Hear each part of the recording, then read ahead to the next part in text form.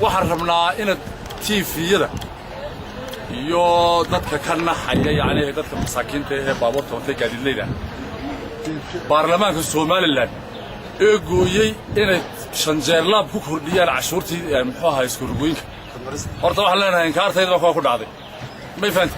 isaysiga maanta golaha baarlamaanku isaystana waa cashuurtii kordhiyay horta waxaan leenahay iibaansada leedahay waa kaartii ummadayda ku dhacday sidoo doorateen abalkoodu uga dhigtaan waxayna geeyeen iyo cashuurta ku kordhisiin marka waxaan leenahay warana cashuurta ma qaadi karno taayirada baabuurta ku dhamaadaan laba bilood ku dhamaadaan war waxa weeye dadka masaakiinta haloo turo leenahay ma fahanti baabuurtana waxaan soo dhiganay halkaasaan soo dhiganay ilaa arrinkaasi wax laga qabanayana annagu ma waxaan leenahay ma deynayno gaarina waxaan annagu leenahay haddii ay sanad nagu qaadanayso inay baabuurtu halkaa taallo annagoo sababtuna ay keentay buuraha aan marno gaadhi hilqadinoo shay ama kamaankiisu nool yahay maalin kasta buuraleyda waxaan ku bixinaa shaqaale maalin kasta iminkana waxaan soo duubaynaa wixii shaqaalaha buuraha ka shaqaynaya duubayey oo buurihii aan marno waan tusaynaa dadweynaha markaa iyo taayirada sidayda ay u go'an taayiradii oo buuraha yaalla siduu taayirkuu go'ayey taayirada iyada waad arkaysiin waxaanu dignay ee taayirka labaadu raacinay maalin kasta taayirku halkaasuu ka dalooshaba sababta uga dalooshaba taayiradii waad arkaysiin waad arkaysiin iyadoo labadaa bilood darteeda inay taayiradaa ku socon waxaan weydiinaynaa baarlamaanku inaanaan qaadi karin dadweynuhuna halkaa dhibta ka dhacda inuu keenay baarlamaanku baabuurtayadaasina 2 sano haddii ay noqonayso inay noo yaallaan yaan go'aan ku gaadhin halkan waxaan ka sheegaynaa mataqaanaay iskargooyinku inayna culayskan la saaray qaadi karin hadday dee dad kale oo ka hadla la waayay oo mataqaanaay baabuurtii kale waan qaadanuun ay tidhi annagu inaanaan marinba waddooyinka baabuurtu maraan oon waddooyina jafannay oo mataqaanaay buuraha ku yaalla oo cid alla cid kale oo bilaadan oo mataayni jirin oo cagafyo noo samaysa cid alla cid noo samaysa ayni jirin iyana haddana annagu cashuurtii baabuurtu qaadanaysay bixinayna ayaa kuwa kaloo culus la sii saaray culayska iyo wada la'aanta iyo dhibtaan qabno marnaba ma yeelin adiga arkaya iskargooyinkayagii iyo dhibteena haysata marka yeeli mayna halka ka sheegaynaa inaan culays aad iyo aad u baaxad lagu saaray cashuuraha hay soo kordhiyeen Soomaaliland baarlamaanka Soomaaliland ba soo kordhiyay cashuurtaas lay muma qaadi karno gaariga 24 ka tan ah amba 3 ka tan 300 baa lagu daray annagoo 4 tan waxa lagu daraa la yidhi 300 lama wada qaadi karno arrinka waxaan go'aan ku gaadhnay inay baabuurta iyadoo aan iska dhigano gidaarada meel kasta ay noo yaalaan ammaanka waxaan soo doonay booliska hortiisa ammaan ahaan baan soo dhiganay halkaasina noo oolayaan ilaa go'aan dambe laga soo celinayo sidaasaan isla garanay horta waxaan leenahay baarlamaanku waa inuu mataqaanaa markaad wax kordhinayso horta guddi baa la diraa dadka waa la soo qiimeeyaa baabuurtaa la qiimeeyaa qofka taayir kama iibsan karayn baa jira oo gaadhigiisba yaalla hadda oo taayir kama karayn markaa inay iska qiimeeyaan gurigii ay ku jiraan waa buuraha loo baxa guddi baa la sameeyaa oo mataqaanaa waa la soo qiimeeyaa iyagoo waxba qiimaynin unbaa intaasaa la qaadi karayaa qof taayirkiina waa lagu leeyahay gaadhigii markaa waxaan leenahay annagu bal halkaan marro ha naloo arko ha naloo soo qiimeeyo ha la ogaado yaa guddiyadu waxba ogaan bay wax qiimeynayaan baarlamaanka waan ku raacsanahay waxaa jirta runoo gaadhigu loorku doono 3 taayir buu banjareynaa maadaama 3 taayir banjareynayno cashuurtan golaha baarlamaanka nagu soo kordhiyay kullee runahan waxa laga yaabaa inay ka fiirsanayeen qankay ku duugeen marka waxaanu ka codsanaynaa in qiimaha wax nalaga dhimo haddii ay tahay diidaan laftigeedana daana horta gaadiidkan halkan ka qaadi mayno way dhibaato weyn baa saaran shaqaalihii waa kuwan waa inimada baabuurta ka shaqaynaysay iyaga laftigooda dhib bay ku qabaan luurkay doonaan bade 3 taayir bay banjarinayaan ama kaawaan bay furayaan taayiradana waa sidii loo sheego de xabadda taayirkiina waa $170 marka waxaan iyadoo aanan mukhaarashba aanay nagu ahayn haddana haddii la yidhahdo dadka barakshar hala saaro kulley dee dadkii aan dooranay uma baraksharkana saaray marka day maindhalaan bay dee ku saxiixeen in waxaan culayska dadweynaha ku dhacaya inay mas'uul ka yihiin golaha baarlamaanka aan dooranay kuwaasoo dee hawriyaha la dooranay dee ay door bidan inay dab dusha nagaga shidaan dee taana u dulqaadan mayno haddii ama ilduuf ku ahayd ama ay sax ku ahayd go'aan annaga waxaan naga ah in gaadiidkuna halkaa intuu doono uu noo yaallo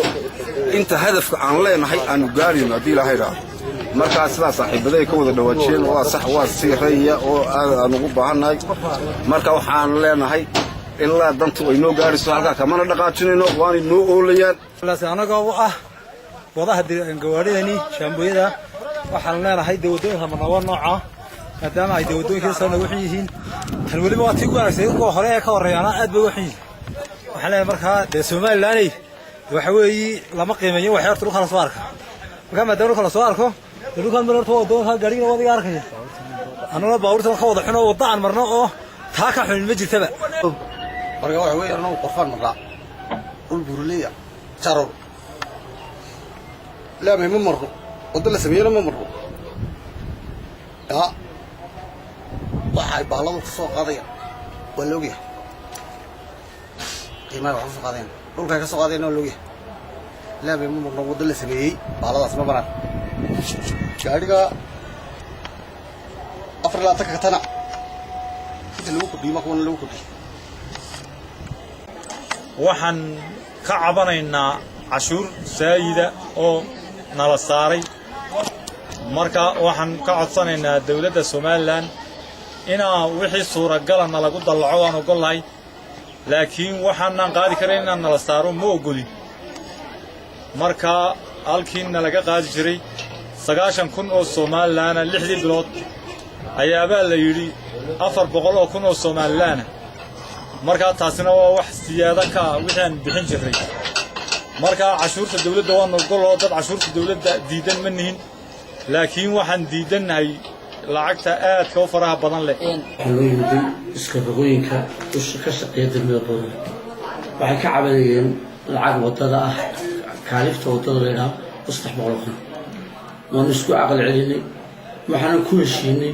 inay ka xistaan baabuurtoodii bixiyana 300 kun wadada waayo waxa loo baahan yahay dadku inay isku tashadaan in wadooyinka la sameeyo haddii maanta wadada ceergaabo la wado barina wax la bilaabi doonaa wadada Saylac Jabuuti iyo Boorama marka in mar walba meel lagu wada guuso waxa garatay xukuumadda Soomaaliland maanta jirta maanta waxa lagu wada guusaa ceergaabo ceergaabo marka dhamaatan wax la bilaabayaa taas Jabuuti iyo Boorama saasan isku aqal celinay wayna yeeleen laakiin waxaan imika maqlayaa in isku rooyinka qaar kamid ah weerarka joogan laakiin anagu isku rooyinka wax kala isku heshiis waxa la keenay bijaajta oo la yiri aniga intay inamada bijaajtu yimaadeen Boorama state ku baa laga qaadaya gabiilada 9 baa laga soo qaaday waxay keeneen mid 9 kan 9 ka soddon kale wax lagu nabaa baabuurta sida maartay marka loo 6 bilood oo jiro waxa jira bahal lagu nabaa afkiisa muraada baabuurka soddon kuwa muraada baabuurka lagu nabaa bijaajta lagu nabaa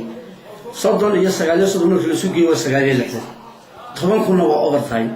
yaa loo qaadaa 9 isku mid bay noqotay waxaan u yeeray cashuuraha bariga hortoodu ka cadeeyay in 30 kun ay tahay boonooyinkii lagu nabayay baabuurka muraadiisa ama bijaajta muraadiisa 9 ay ugu qoran tahay boonada tobanna waa overtime 8 ugu sameeyay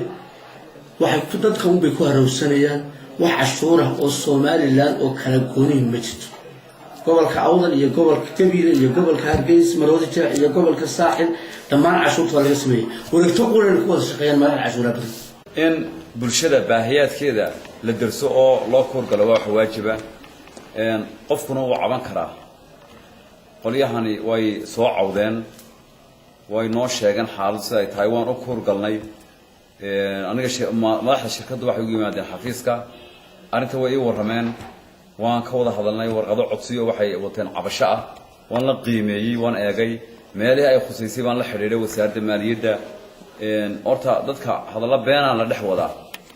in la leeyahay gobolkan baa loo jeedaa ama kuwa kale way naga jaban yihiin hadalla noocaas laakiin markii dambe aan dhexdayada isku qancinay waxaan isla garanay cashuurtan inay tahay mid ay ka siman yihiin gobolada Soomaaliland ama degmooyinka Soomaaliland marka waxaynu gobolada kale la qabno ee ummadda Soomaaliland aynu la qabno inaynu ka hadalnaa waxaan leeyahay waa qalad haddii laakiin shaqo yaraan adka ay ka cawdeen shirkadda iskargooyinku waxaan jeclaan lahaa in